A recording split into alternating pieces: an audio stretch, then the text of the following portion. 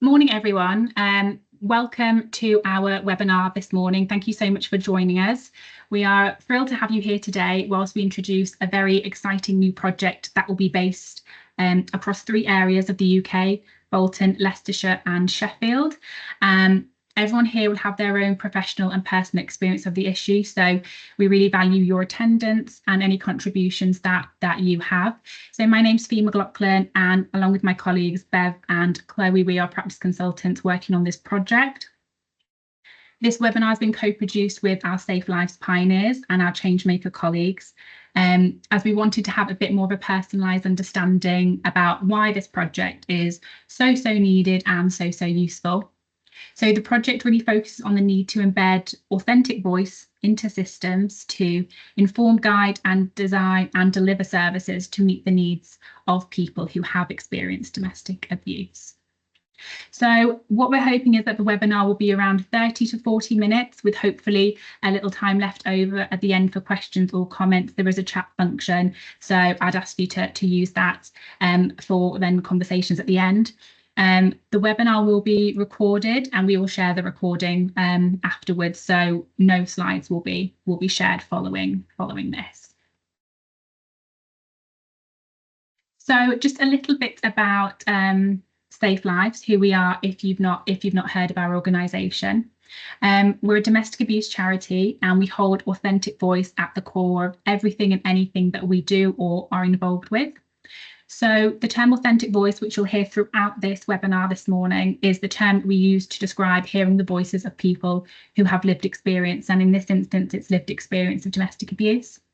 So we work alongside pioneers. You'll hear from a couple of our pioneers today speaking about their stories and why hearing the voices of people with lived experience is so important. So our pioneers are people with lived experience of domestic abuse. And we also have change makers who will be involved in the webinar today. And our change makers are a group of amazing young people who are aged between 14 to 21, who are passionate about helping to end domestic abuse and give a voice to other young people. And like I mentioned before, pioneers and change makers are involved in all work we complete here at Safe Lives. So we're going to start off the webinar today and the introduction to the entire project by exploring how important it is for us to hear and listen to survivor voice. So I'm going to hand over to Shana, one of our pioneers, to talk about the importance of this. Thank you, Fee. So hi, everyone. As Fee mentioned, my name is Shana. So why do we need to hear survivor voices? So I really want you all to pay attention to this system slide. This is the system. This is what survivors have to navigate through. And once they're known to services, they have to navigate this entire system. And this system is very, as you can see, very messy. And it's not trauma informed. Now, I'm going to give you the business aspect, why you should pay attention to survivor voices and why it's important to embed it into everything we do. So wherever you're from, whether it's from local authority, NHS, job centre, third sector, it doesn't matter. You are part of the domestic abuse response. So when a victim comes into the system, they might only meet you once, but they are trapped in this entire system, which if your practices are not designed for survivors at the heart of everything you do, and it's designed because of legislation and duties, then it's not trauma informed. And what happens, I run a survivors forum myself in my local authority where I work for my local authority. And again, a lot of victims would say, and the families will say, Shana, if you think the abuse was bad, navigating through this incredibly complex system is worse. Now let's talk about business. In private sector organizations value service user experience, customer voice. It's the foundations of what they do in order to function, operate, and remain relevant. But in statutory services, public sector, we will survive whether our service is good, bad, or great. But with survivor voice, you could use survivor voice from contract monitoring, quality assurance, service design. And this is why I want you to start thinking about how can you, with your service, embed survivor voice. We're not talking about surface level. we're talking about truly embedding. So from a business point of view, empathy. We're working day in, day out in this system, domestic abuse sector, and sometimes we do get traumatized ourselves with vicarious trauma. And we sometimes forget to empathize, truly understand the victim and the family. In order to assess even risk, to risk manage, it's really important we understand that victim and their family. And this is why Survivor Voices is your real-time lived experience consultants. They are your consultants. They will tell you what is working and what is not working. You don't need to hire in a needs assessment every couple of years to assess the quality of your service provision. You could have this embedded into your own local systems. 100% it improves service delivery. I've tried and tested it in my own local authority with the support of Save Lives, and it works. And these are just snippets, just an overview of why it's so important. I also urge everyone, if you've never read or heard of Marion Hester's Three Planets, please do a bit of research around that, because that will really help you understand the survivor, the victim, and the family journey. And that's really important to understand. I'm going to pass it over. The next slide, please, just to give you a brief understanding of what we do as pioneers. So pioneers activities across last year, what we do everything from external presentations, practice improvements, consultations, events, research, and media. So I want you to start thinking, how can we use the ECHO project in your local area? How can we use lived experience for whatever service you provide? So again, you could use lived experience for so much. And I remember being part of the Ministry of Defence. I think it was Defence Safety Authority. I went in and I delivered a presentation from them, and some of even the feedback on the impact we can make, people with lived experience can make for strategy level policy development and practice is phenomenal. So this is just a snippet of what we do. We go above and beyond. And Ursula is another one of our pioneers. And Ursula and I, we're both trustees for a national organization as well. So when we talk about truly embedding authentic voice, we don't mean rolling survivors in and out as and when we need. We mean from every area of the organization. And Save Lives is an example of utilizing authentic voice from right at the top, from survivors to every area of the organization. And the benefits have been phenomenal. It can be measured and it can be shared. So this is what we want for these local areas in Bolton, Leicester, and the other area that I've just forgotten about. But again, we have three pioneers working in these areas. We have Ursula, we have Dipti, and we have Annie, and you'll hear more about these pioneers later on. Over to the next slide, please. And I'll hand it over to I'll take Annie. that. Thank you so much, Shana. Brill. That's amazing. So what we're going to hopefully do now is share some videos from one of our other pioneers, Annie. Greetings, my name is Annie Gibbs and I am Safe Lives Pioneer, and I am wanting to share with you that we have just launched a really exciting project called ECHO, and the aim is for children and young people who've been affected by domestic abuse in the areas of Bolton, Leicester and Sheffield to get in touch, to get involved and shape the services that you need for you. And how you can do that is by using your voice for change. There are different ways that you can do that. So get in touch. We want to hear from you because your voice matters. And the people that are designing these services, they need to hear your voice so that you can shape what you need for you. Blessings. Thank you so much, Annie. I think Annie's popped in the chat as well. She is with us today watching, but unfortunately is not very well. So she wasn't able to kind of speak, but we've got her video, which is so powerful. So what we're going to do now is hopefully, I think, hear from one of our change makers, Ellie, if she's able to. Yeah, can you hear me? I can hear you perfectly. Brilliant. So why do we need to hear young people's voices? Silenced is a word that most young people have felt at some point in their lives. They feel like their opinions are unwanted, and when they want to make a change, that can't happen. We as a society need to start valuing and championing young people's voices. They see the world in a completely different way to adults. They have a different but amazing expertise on issues like domestic abuse. There are 1.2 billion young people on this planet, so I think it's time we start listening to them.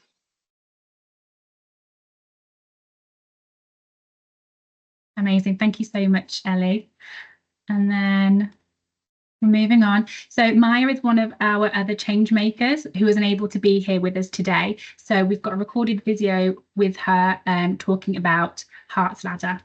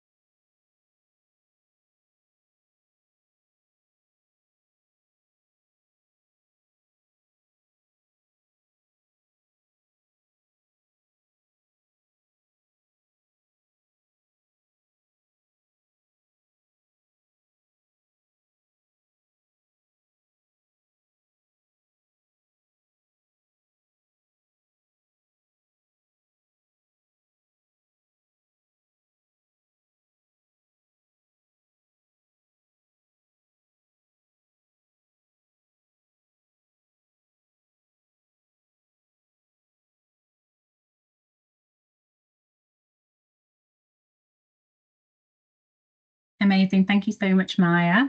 So now I'm going to hand over to one of our pioneers, Ursula, who's going to take us through the principles of authentic voice. Thanks very much, Fee. So I'm just going to talk a little bit about the headings of the principles and then how we arrived at this, because this has been a work of several years, and then go back a little bit into some of the details. So the principles of authentic voice captured in a page are to do no harm, that we are experts by experience with our lived experience, that we're here to speak our truths, that we should be involved at the heart and the start of all the work that you're doing in this area, and that equality and diversity are key and essential, and that at the end of the day, this is about caring, dialogue, and sharing power. So these principles could look quite simple and self-evident. And if so, if they look that way to you, that's great. That's a good thing, because that means you can relate to them and that these things feel real, maybe even normal. But it isn't and wasn't always the case. And some organizations and cultures still really don't work this way.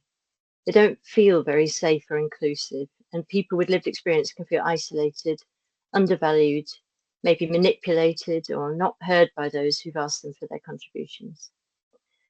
So developing these principles took several years of partnership between Safe Lives and people like me with experience of domestic abuse, working out what the key things are that can make it a healing and not harmful experience to do this kind of work. So my name's Ursula, and I, until recently, was running a domestic abuse recovery and survivor voice charity in Bath. But I came into this work as a survivor receiving services. And when I started work with Safe Lives, we started as a group called the Family, Friends and Survivors Group more than 8 years ago. And then out of this grew the idea of Pioneers. We chose the name Pioneers because this was about opening up a new space for dialogue with survivors of abuse to change policy and cultures, to improve the experiences for others and improve the future of this work, really, for everyone. So together we developed the idea of authentic voice as something that isn't tokenistic and is also sensitive to trauma, as Ellie and Shana and Maya have already depicted. So we brought to this a lot of our experiences through this dialogue about what hasn't worked from different areas around the country and different situations. So we're a really diverse group across the pioneers and change makers, and all of our experiences, both as survivors, but also our experiences of doing this kind of work with or without Safe Lives, are fed in to these principles. So we also were looking at the different situations. As Shana said, we are in a very messy environment with a huge number of different organisations we might be dealing with, whether it's court, local government, social care, education, etc. One thing from the slide I just want to pick out in particular is that authentic voice work is trauma informed. So some people I've come across in different working cultures think that being trauma informed is all about responding to people who have suffered trauma. This is actually, unfortunately, a bit us and them, because we actually never know who they are. It could be any of us, and mostly trauma is invisible. So in fact, being trauma informed is an approach that benefits everyone and every workplace, as it promotes healthy relationships, psychological safety, building trust, and giving choice, which is all about sharing power. So I'll go back to the principles. Do no harm. We have to recognize that harm can occur as a result of what we do or don't do in this sphere. We recognize risk and address this with the survivors involved in the work. And as I said, authentic voice work is trauma informed at its very core. Experts by experience. This principle means that survivors and professionals bring knowledge together, which is vital in responding well to domestic abuse. We don't subscribe to a them and us approach. Survivors are valued and compensated for their expertise, as Maya described already. We're here to speak our truth. So survivors are not spokespeople for organisations they work with, and that includes Safe Lives, of course. Survivors can choose what and when they share and who they share with, because only we know when it's the right time for us, and this can also change. Survivors recognise their impact, the impact their voices may have on others. We can share power through doing this, and that's a good thing. And with that, of course, comes some responsibility. We're involved at the heart and the start of any project. Survivors' voices are included at the very beginning and evolve through to the end of the work, as Maya described. So in that sense, we're here to create or co-create and not simply to rate projects and services. We shouldn't be the last people to see a design or to comment on a proposal or a project. Survivors are informed about the impact of their work and are safely acknowledged. This is really important because we need to understand what happens to what we've put in and what is coming out of it. That's all about transparency, which again is part of being truly trauma informed and benefits everyone in any organisation. So equality and diversity are absolutely at the heart of Authentic Voice. Anyone can experience domestic abuse, and our experience is affected by our different identities, different experiences, different cultures. Our services can find ways to access the voices that they are not hearing. This is very important because we sometimes say that survivors are hard to reach, when in fact services are often hard to reach, hard to engage with. Caring. So survivors and services are working together with mutual respect and understanding. Survivors are giving choices in the support they're offering survivors. And survivors share responsibility in taking care of themselves. So this is a mutual experience where we have unconditional positive regard, and we're empowered by sharing power at a deep level. So through this is a growth experience actually for survivors and for services when it's working well. We're developing and learning together because we all acknowledge that nobody knows everything. Thank you. Thank you so much, Ursula. I was going to hand over to one of my colleagues, Chloe, but I think, again, the technical issues have hit her. So I will just speak through what she was going to. So again, we just wanted to share, so within Safe Lives, we've chosen a model which allows for both breadth and depth of authentic voice, which is critical to all the work we do within Safe Lives. And this graphic here just is something that we tend to model. So having pioneers, change makers, and the AB panel involved strategically to influence policy and practice using lived experience. Similarly, for experts by experience, they're in specific experience and interests involved in projects, using our Survivor Voice network to influence organisations across the country and community capacity building. So now there's just going to be a little soundbite from one of our change makers, Maya, talking about how the ECHO project got its name and its lovely logo.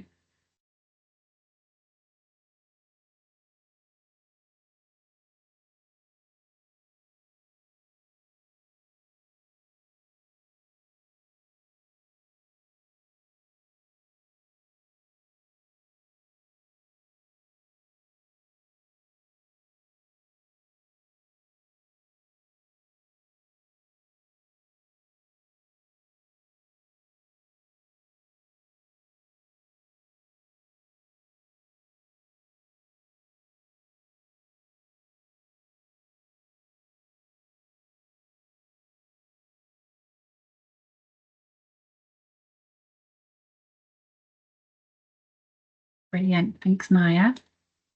So moving on to the aims of the project, like we've mentioned, the project will be based in Leicestershire, Bolton and Sheffield, and the aim is to deliver a sustainable model for embedding child and adult survivor voices. We've already heard from Shana, one of our pioneers earlier, about how important it is to have that survivor voice embedded.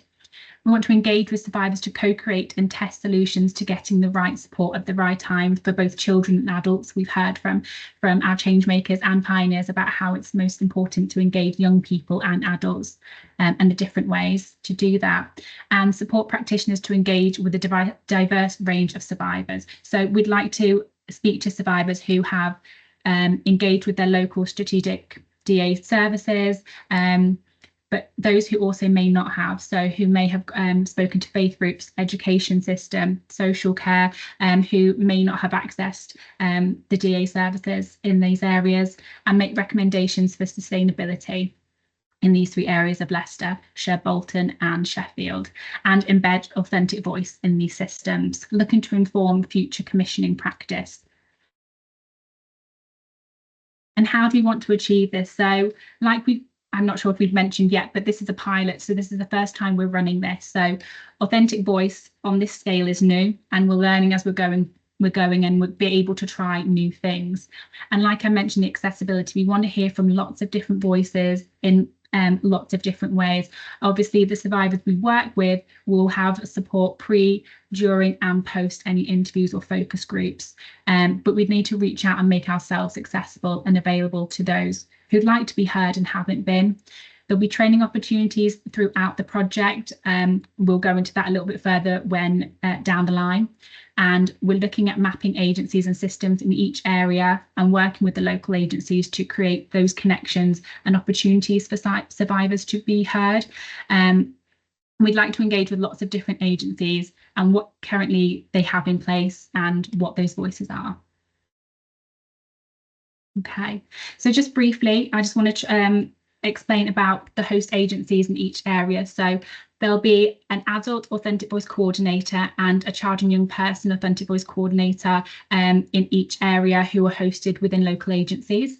So in Bolton, which is the area I'm working in, the adult authentic voice coordinator role is with Endeavour and the child and young person role is with Fortalis. In Leicestershire, LWA Living Without Abuse are holding both adult and children young person role. And in Sheffield, Sheffield Mind are holding the adult role and Haven are holding the child and young person role. So I just wanted to talk a little bit about, I've mentioned authentic voice coordinator, but what is an authentic voice coordinator? So like we mentioned, we believe survivors must be at the heart of any response to ending domestic abuse. And our authentic voice commitment includes involving survivors and experts with lived experience in everything that we do. So in order to truly transform the response to domestic abuse, we need to place the experience of survivors at the heart of everything we do. So everything sort of within that heart. And that's what we want to do within this project. So authentic voice coordinators, or we're shortened usually to AVCs, support the organisational commitment to authentic voice within the host agencies for the project and create a coordinated approach to gathering and amplifying surviving voice, challenging those them and us attitudes that we spoke about earlier, and will support survivors with lived experience practically, emotionally, to engage in forums, interviews and conversations around the opportunities that they'll be having to feedback on services they've experienced with or that they've not engaged with for whatever reason. We'd like to hear that too, with the aim to influence policy, practice and messaging. So what's next for Project Echo? So the very next step that we have for Project Echo will be we're sending out surveys. So these are split into broad surveys. So we'll have surveys for adult survivors of domestic abuse age 19 and up, and children and young person survivors between the ages of 11 and 18, and surveys for professionals, really looking at what services you're aware of in your area, what services survivors have engaged with, if they haven't, what they're aware of, that kind of thing. And those are going to be repeated at, I believe, 3 points through the project. And then we'll have secondary feedback surveys with the same cohort of people, but those will be specifically for people who have engaged with the Echo project. So those will be the next steps that will be coming out. And once we have those live, it will be sent out to everyone who's, I think, hopefully engaged with this webinar. So that's our very next step. And I believe I'm handing over to my colleague Bev now to talk about similarly what else is next for Project Echo. Good morning, everyone. My name's Bev, and I'm going to be working in the Sheffield area. So based on what we've heard earlier, this project is truly based on what we're going to be hearing from across everybody that we speak to. We're going to be working with the 3 very different areas, and each of these areas are unique with different service provision based on the needs of people in their own community. So we'll be starting at where they're at and working alongside them, piloting new ideas and approaches as we go. We'll be putting local organisations and survivors at the heart of tackling domestic abuse by supporting them to share their lived experience and learning from them to develop best practice. This is a 3-year project, and we hope to deliver a blueprint for embedding child and adult abuse survivor voices and community approaches to preventing and supporting recovery from domestic abuse. It's an exciting project to be involved in, and then I'll now hand over to Ursula, a Safe Lives pioneer again.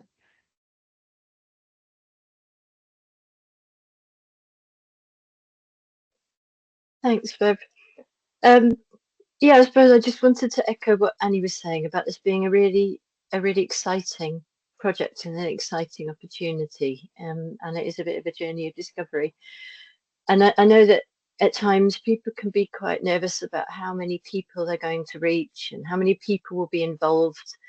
And I just wanted to say that a little bit, reflect on that from my experience of being involved in different ways around this kind of work, that it's not all about scale in the moment, volume of people. It's about the ripple effect that sometimes close working with a small group of people can have, that can be enormously powerful and actually benefit large numbers of people over time. So what we do when we're involved earlier in the process, in any process or any design of anything, as Shanna was saying, it can have the widest possible ripple effect, really. So the earlier you involve people, the better from that point of view. Because, for example, small changes to a research project, thinking about who you need to talk to, who you need to reach, what language you need to use, that can have influence the entire project and its outcomes very profoundly, as I know from some projects, say with health. It doesn't always need large-scale involvement to have large-scale benefit. And something I'm proud of, if I reflect on some of these projects, is the involvement of people with lived experience and pioneers in helping CAFCAS over several years to look at how to improve the outcomes for families they're involved with, and also the experience that families have of working with that agency where there's domestic abuse. To be totally honest, that can feel a bit like going into the lion's den when we're talking about areas of experience and work that have a lot of emotion and upset attached to them, say around family court experiences. And it doesn't always feel like a safe or trauma-informed space. But that journey, working with the Learning and Improvement Board of CAFCAS, led to profound changes, including trauma training for family court advisors. And that's something that can have potentially benefit thousands of families each year around the country. So really, these are examples of real culture change that is long-term. And it isn't really about pioneers or change makers as such and as individuals only. It's about all of us. So everybody on this call has a part to play and will contribute something valuable to this. And we also have to think, how do we know what we don't know? CAFCAS didn't know what they didn't know until they worked with people with lived experience. And that I would like to say that's something this project can really offer every area, because not knowing what you don't know is almost the biggest risk of all. Thanks.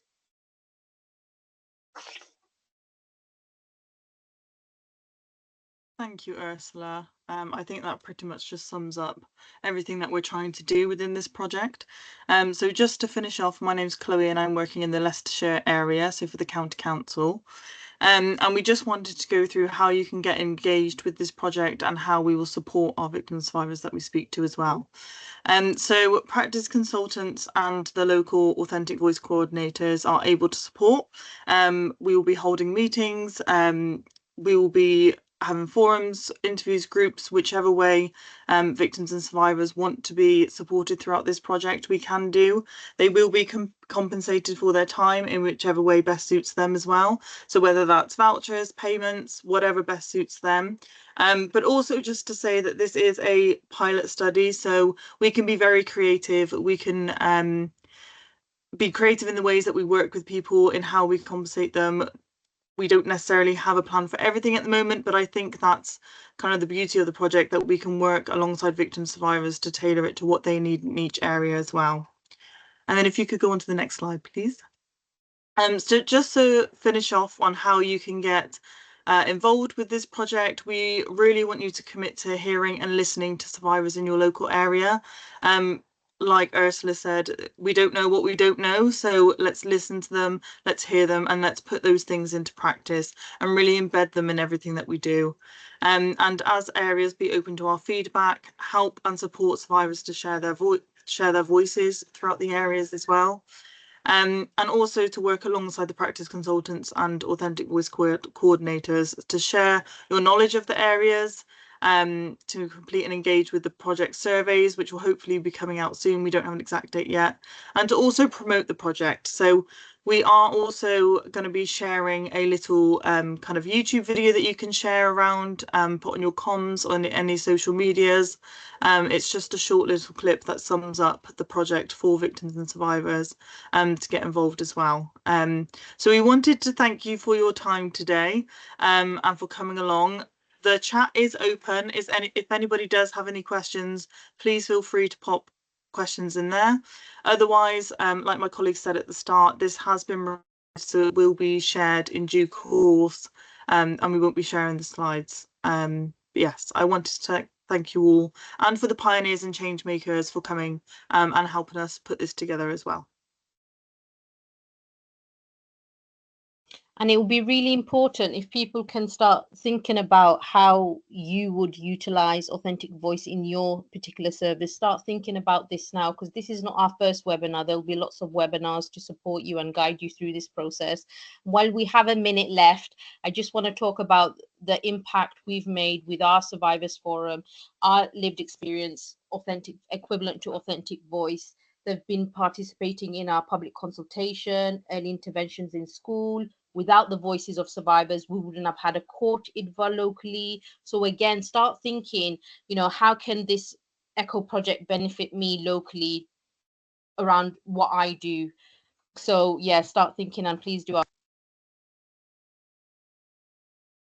Okay, well, if there's no further questions, if there are any questions following this webinar, you can get in touch by emailing our ECHO project at safelives.org.uk, which is in the chat as well.